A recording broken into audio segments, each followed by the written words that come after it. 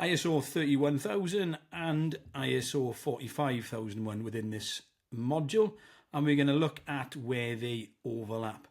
Come away from the PowerPoint. First and foremost, ISO 28000 Security Management System Standard, just highlighting the harmonized structure, linking that through to 45001, identifying the similarities. But if we look at the operations clause, certainly in 28000 we can see there's a lot of additions in here. We've got security plans, response structure, content of security plans, so that is important.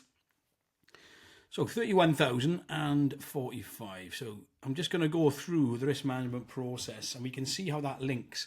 So what I've done, I've called the process, well, it's 6 steps, but ultimately this is iterative. So in real life, we wouldn't be starting from 1 and working our way through, but ultimately we've got risk management process 1, scope, context and criteria. We've then got the risk assessment, communication and consultation, treatment, and for treatment, remember, risk is positive as well, so that treatment could be exploiting. So taking the risk, recording and reporting, monitoring and review.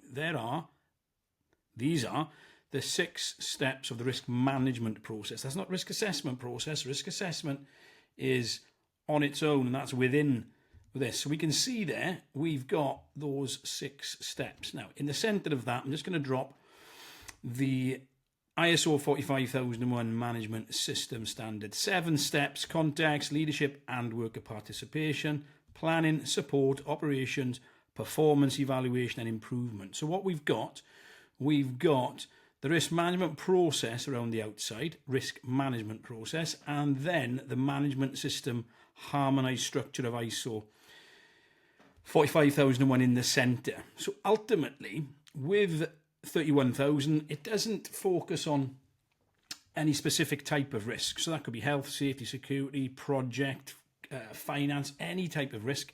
It is just an approach, and this is the process. So if the objective of risk management the objective is to use 31,000 to help us design, develop and implement 45,001, then we would do that. Here's the entire requirement, 45,001, and we just take that approach. So 45,001 in this case is actually the context, and it's the criteria. We've got the context is we are going to be designing, developing and implementing a management system. So a few things just to add: the purpose of risk management for 31,000 and also the 8 principles. So what have we got on the page? We've got the harmonized structure of 45 in the center. We are looking at through the lens of risk management, as we've said, the 6 steps. That is iterative, it's not step by step. The purpose of risk management is the creation and protection of value. Why? Because it improves performance, encourages innovation and supports the achievement of objectives. And in this case, the objective is to design, develop and implement 45,001. Also, 31,000 is very good when it's got the principles. So think of these principles: integrated. Risk management must be integrated, structured and comprehensive. That's important because it then becomes repeatable. Customized. Is it a big project? Is it a small project? Whatever it is, we customize it. Inclusive. That means we are involving people, involving departments. Dynamic. That means it can turn on a sixpence.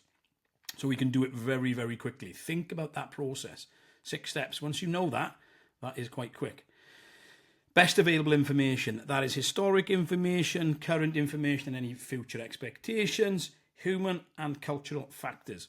We should always take that in consideration, especially in health and safety, because that's the human factor, that human element, and also always continual improvement. So that's it. That's a quick rundown on part of that module. That's it.